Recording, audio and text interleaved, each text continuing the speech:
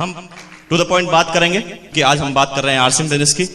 इससे पहले मैं आपको थोड़ा सा इंट्रोडक्शन दे दूं। मेरा मसल मुकेश कोठारी मेरा नाम है। राजस्थान की सिटी है भीलवाड़ा, वहां का मैं रहने वाला हूं। इस बिजनेस को ठीक 5.5 साल से मैं जीता हूं। छोटे से बैकग्राउंड के बारे में बात करूं तो इस बिजनेस को करने से पहले भीलवाड़ा के अंदर एक पेंट पीस का कपड़ा बनाने वाली, एक शूटिंग बनाने वाली प्राइवेट कंपनी में मेरी सर्विस हुआ करती थी। लगभग 19.5 साल की एज में अपनी सर्विस का कैरियर मैंने चालू किया था। इतनी कम एज में सर्विस करने की जरूरत इसलिए पड़ी क्योंकि मेरे फादर डिफेंस सर्विसेज में थे। फिटनेस उनका साथ नहीं देती थी, जिसका नतीजा था कि उन्हें उस समय कंपलसरी रिटायरमेंट लेना पड़ा। जब मेरे फादर का कंपलसरी रिटायरमेंट हुआ, उस समय मेरे फादर की जो पेंशन की अमाउंट आया करती थी वो मात्र 800 रुपए की हुआ करती थी। और उस समय मेरी एज हुआ करती थी 9 साल की और हमारा 6 भाई बहनों का परिवार था, सबसे छोटा मैं। यहां पर सारे आप एजुकेटेड, बुद्धिजीवी, समझदार आदमी बैठे हैं। आपको ये ज्यादा समझाने की जरूरत नहीं है कि 800 रुपए में 6 भाई बहनों का कैसे गुजारा चलता होगा। आप डिफाइन कीजिए, आप सोचिए। लेकिन हमारे माँ बाप ने हमें कभी कोई कमी महसूस नहीं होने दी। हमारी एजुकेशन, हम बच्चों की एजुकेशन उस समय कंप्लीट करवाई जिस समय उनके पास ढंग से अपने बच्चों को खाना खिलाने के भी पैसे नहीं थे। मैं गर्व करता हूं सबसे पहले भगवान, उसके बाद मेरे माँ बाप और आपके माँ बाप पर, क्योंकि जिन माँ बाप को आप में से कुछ लोग भूल चुके हैं उनको मैं फिर याद दिला दूं कि आपके माँ बाप ने आपको यहां तक पहुंचाने के लिए कितने पापड़ बेले हैं, ये शायद आपको पता नहीं है। बिल्कुल भी पता नहीं होगा। आप थोड़ा एहसास कीजिए तो आपको पता चलेगा कि जो त्याग, जो बलिदान आपके माँ बाप दे सकते हैं, दुनिया की अब तक कोई भी हस्ती इस तरह के त्याग और बलिदान नहीं दे सकी है और नहीं ऐसा कोई उदाहरण पैदा हुआ है।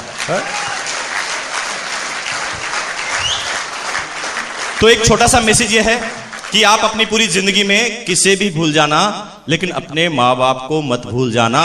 वो नंबर 1 है, वो नंबर 1 रहेंगे हमेशा।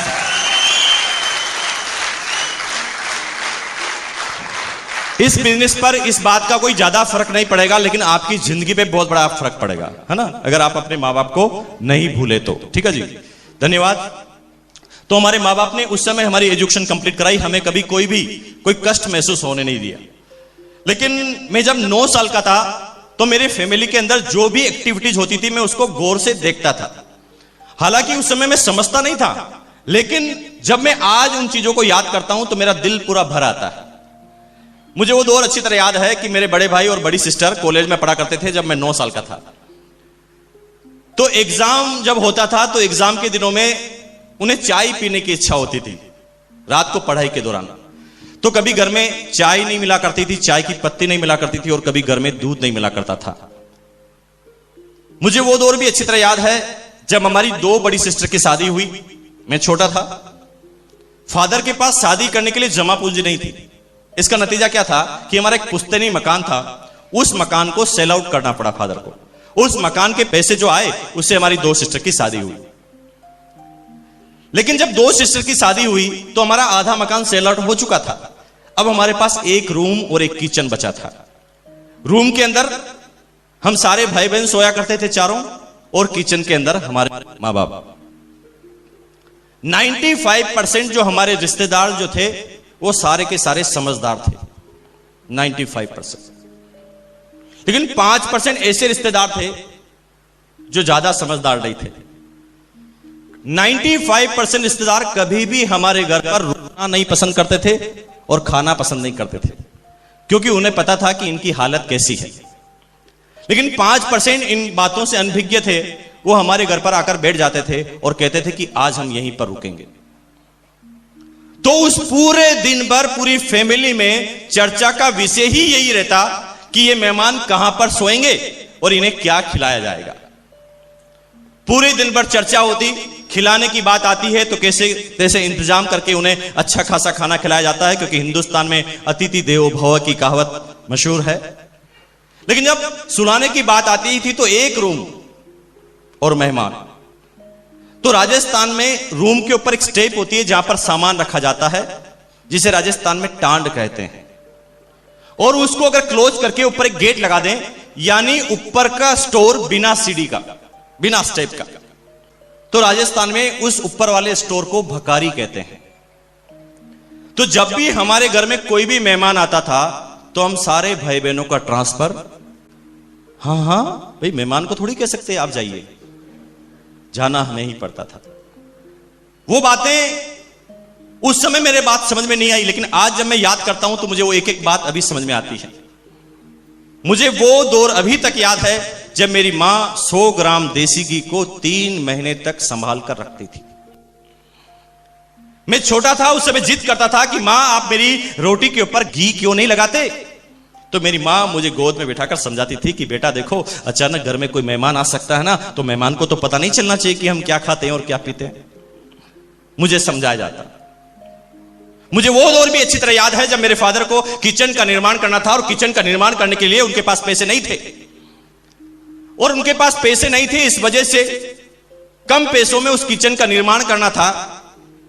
तो उस समय सीमेंट के अंदर जो मिट्टी को मिलाया जाता है, जिस रेत को मिलाया जाता है, जिस बजरी को मिलाया जाता है, एक ट्रक आता, रोड पर खाली होकर वो मिट्टी चला जाता।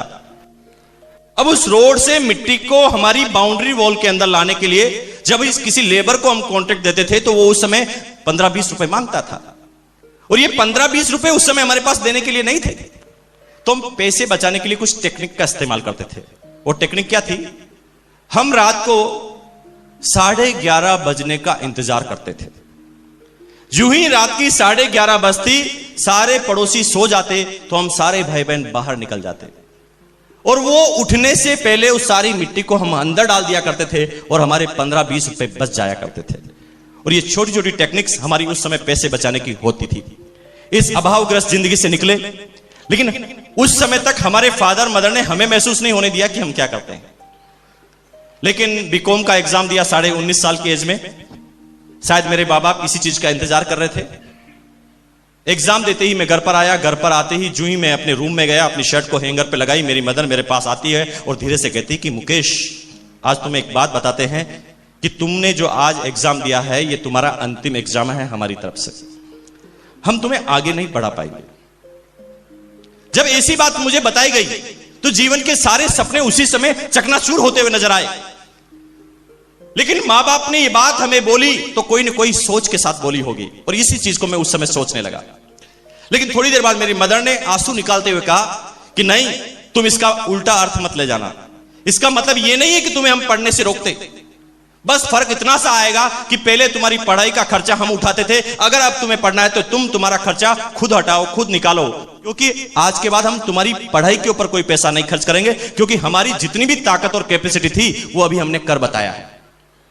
अब सोचिए, मां बाप का कोई कंपैरिजन है? मां बाप अभी भी कह रहे हैं कि हम तुमसे खाना नहीं चाहते, तुम अभी भी पढ़ सकते हो, सिर्फ अपनी खुद की इनकम जनरेट करो पढ़ाई के दौरान।